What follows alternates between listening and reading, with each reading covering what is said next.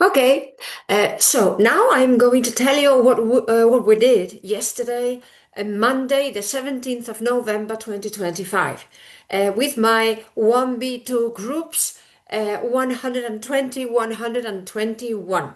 So you will allow me to share my screen. Okay, so what we did was, as according to the plan. Well, the thing is that I know that I had asked you to watch. I had asked groups 121 and 119 to watch Ivanhoe, but I had forgotten to tell group 120. So, um, remember that here you have. Sorry, I forgot to add the links. I will. But anyway, you can have access to the links here. On the date, you have a page for the lesson plan and a page for the homework every week. Okay, so if you come to the homework, the assignments, there I posted a link to the video which you are supposed to watch and to the activities, these activities. So take a look at the activities and try to do them if you can. Okay, and this is the video, YouTube. Okay. Um, right. Um, okay. I go back to the lesson plan. So we started the lesson plan by talking about a very special person in your life, since we are dealing with adjectives characterizing people. And there were a few questions that I asked you. I mean, what is this person like? Why this person is special for you, etc., etc., etc. Then after that, I'm continuing with the with describing people and continuing with the activity that we did last week about sharing a flat, living with someone else. What character traits you consider annoying and etc. etc. Well, continuing with those activities, we came here and we did the same questions, I mean, that we have talked about the previous day, in particular these ones, but we watched the video. And in the video, you will see, if you did not come yesterday, you can watch it at home. You can see I left the subtitles so they could watch and read at the same time. In the video, there are some interesting things that appear in the language which they use in order to describe the characteristics or of the person they live with and they consider annoying or etc. etc. Well, apart from the adjectives describing people that we saw later, we started to see later, I commented on a few grammar structures that appear in the video. In the first place, let me come here. We introduced the relative sentences because in the video, it was not my plan, but I did. I think it's a good idea. In the video, there are lots of relative sentences that appear, that people use when they are speaking. It was not a very in-depth approach. We will have an in-depth approach, but I explained more or less, I try to remind you about relative sentences that I guess you must have learned in B2, B1. I'm sorry, in B1. But anyway, we will remember them, we will review them. So the general diagram that I painted was that relative sentences. What is a relative sentence? A relative sentence, imagine that I give you the sentence, the tall man is talking to Peter. I need to tell you the tall man because I need to identify which man in particular is speaking to Peter. Is it the short one or the tall one? Or is it, so what man in particular is talking to Peter? The problem is that when I want to characterize the man using a different approach, I mean, when I want to tell you the man, my brother works for him. So is there an adjective that can replace the whole idea? No. Probably no. There might be or no. So what can I do? But I can introduce the whole sentence as if it were an adjective. But as the sentence is so long, I never put it before. I put it after the reference. Usually the sentence, those sentences have an element in common, obviously, because I am characterizing the man. So the man must be in some way involved in the second sentence that I want to introduce. So there is a common element. For example, here we can see the man in sentence 1 and we can see him in sentence 2. I mean, the man is talking to Peter. My brother works for him. And my brother works for him is the adjective. But as such, they are completely independent sentences. There is no cohesion between them. They should form one single sentence, but there we have two sentences and we have to distinguish them clearly.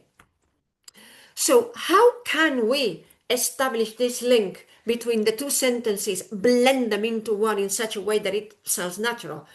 We use what I call the mirror.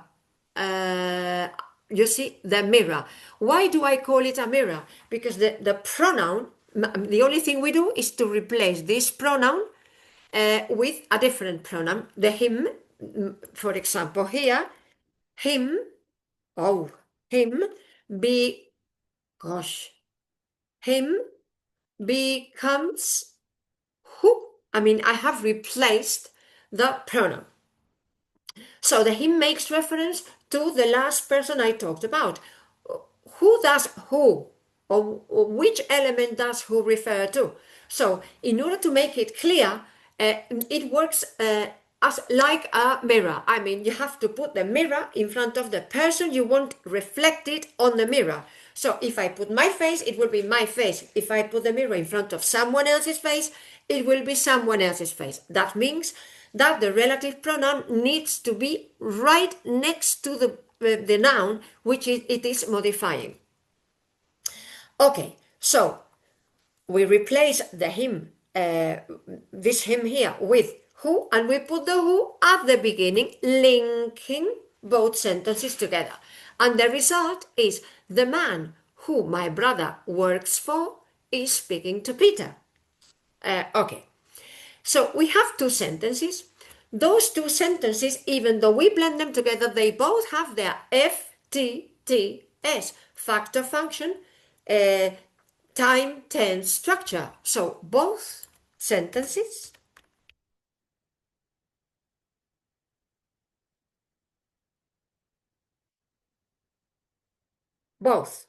have FTTS. In the first sentence, we have a subject, that man or the man, Kevin of progressive aspect, Kevin, B is the verb plus ing, speaking, and the complement to Peter. The second sentence, we have subject, verb, and complement. My brother works for him.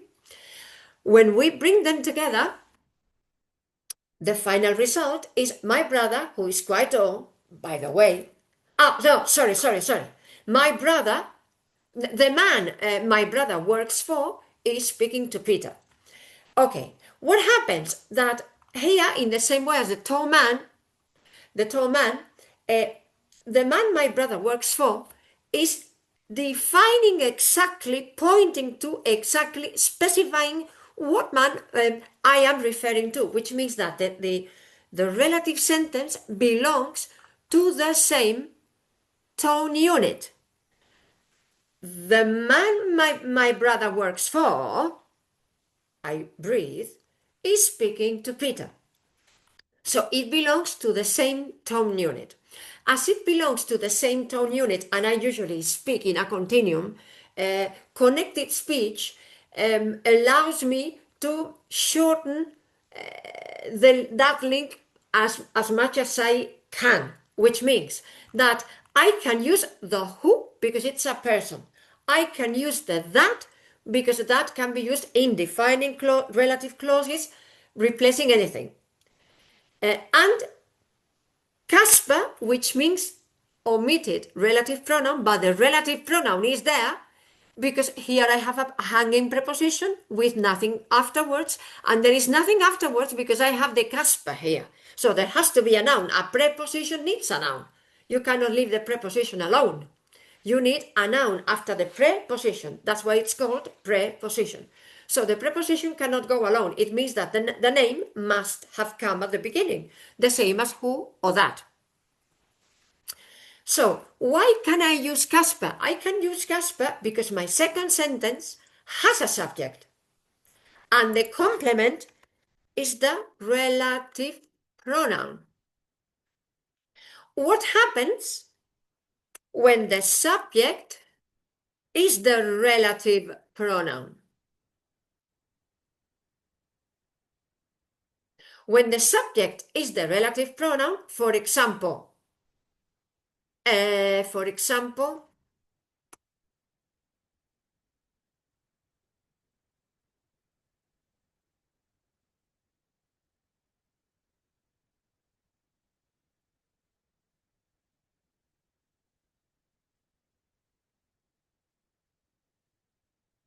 okay, the man who stole your wallet yesterday is speaking to Peter.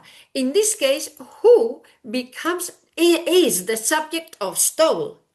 So the common element happens to be the subject in both, in the first sentence and in the second sentence. As it is the subject, I have to make it to make it express. I mean, I have to express it. I have to use it to make it appear in the sentence. I cannot use Casper because I need some word filling the space, filling in the gap that the lack of subject would leave. For example, in the same way, when I say it is raining, the subject is a knit that nobody knows what it stands for, but it is simply filling the first place in the sentence, which is the place for the subject. And if you have no other thing, it. So we need a subject. And that's why when my defining relative clause, in my defining relative clause, the pronoun is the subject, I cannot omit the relative pronoun. For example, in sentences such as the house where I live is beautiful, can I omit the where because I have a subject? No, I cannot omit the where. Why not? Because where means in which. But I have a subject. So when can I omit the pronoun? If you want to omit the pronoun, what you will have to do is the house. Casper.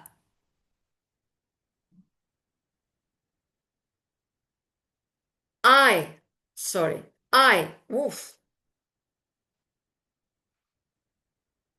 live in is beautiful. So you need the preposition at the end. You cannot omit the preposition to. You can only omit the relative pronoun itself, but not the preposition. So if the relative pronoun you are using is already using a preposition or has a preposition, contains a preposition, then you cannot omit it, obviously, because you would be omitting both things. So the house I live in, the house that I live in, the house which I live in, the house where I live is very beautiful. Then, so you can omit the pronoun as long as it is not the subject and as long as it does not contain any other element that cannot be omitted. And these are the so-called defining relative clauses. What is a non-defining relative clause? A non-defining relative clause is when the relative clause is another tone unit, another tone unit. For example, my brother, I breathe, who is quite tall, I breathe, is a professional basketball player. So it means that if I remove my relative sentence, nothing will change. My brother is a basketball player. The main essence will have been transmitted. I simply put in the relative clause as if it were just an addition, a last-minute addition that I would like to include. My brother, who is quite tall, by the way, is a professional player. So if I can say, by the way, which means, look, I'm going to tell you something more, which is not necessary, but I would like you to know. So if I can say, by the way, and the relative pronoun, the relative clause becomes a tone unit all by itself, then that is what we call non-defining relative clauses. So with non-defining relative clauses, only who, which, where, when, whose, I mean, know that and know Casper.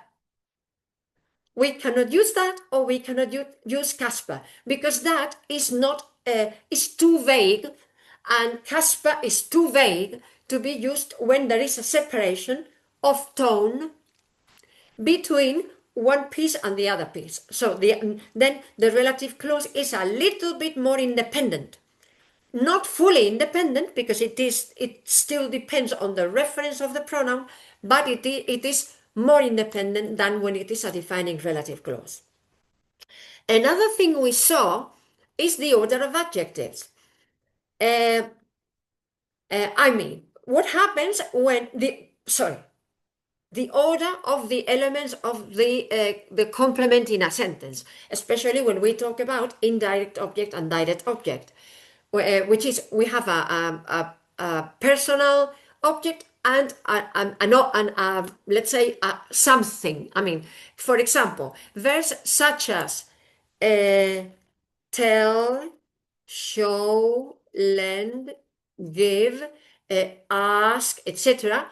You usually give someone something. You need a person and a thing. You tell someone something. So what is the usual order of the objects within the complement? The usual order is when we have person thing. Person thing is the usual order. Can you switch the order? Yes, you can switch the order. You can say thing to person. I mean, I gave Peter the pen. Let me give you an example. Sorry. Okay. Here. I gave Peter the pen. Okay. Or I gave the pen to Peter. When can we say it that way? For example, when we are speaking about the pen. Where is the pen? I cannot find the pen anywhere. I gave the pen to Peter. Okay. So there is a reason why I put the pen before, because the pen is what we have been speaking about so far, and Peter is the new piece of information. So I leave it up to the end. What happens when I have a pronoun? When I have a pronoun, the pronoun will always come first. So when the pronoun is a personal pronoun, a person refers to a person, I will say, I gave him the pen. When the pronoun is the thing, I gave it to Peter. And what happens when I have two pronouns? When I have two pronouns, the problem is that putting the pronouns together sounds very awkward. For example, I gave him it. Too jerky, two pronouns together. It doesn't sound it doesn't sound nice. They don't like that. It sounds very jerky. It sounds do. They like fluency. They like fluency. So what they do is that they choose the second, and there is a gliding, there is a link between one pronoun and the other, and it sounds much better. I gave it to him. I gave him it. It sounds very hammering, very rattling, and they hate that. They like linking. I gave it to him. It sounds better. So I proposed as follow-up activities, I suggested doing units 92 and 93 relatives from English Grammar in Use Intermediate, and unit 96 from Essential Grammar in Use. the elementary book, the red one, where you can work with the double object. After that, if my memory serves me well, we started doing the exercises on on character adjectives, unit 11, I think. We did the first handout, but we didn't finish it. So even though that's not the type of exercise that I like doing in class, as you know, but we started taking a look at the whole set of adjectives that it introduced, and we started doing the exercises. And this is as much as we could do yesterday. I hope that you find the video illustrative. My intention is recording separate videos, if you like, for relative sentences and for pronouns and for other things. But you will have to be patient, because this is not something that you can do so very fast, and you cannot do so many videos in such a little time. So, but I will, my intention is creating a video where I explain how, more in depth, how relative sentences work, and the order of the objects within the sentence. So thank you for your attention, and see you next day in class.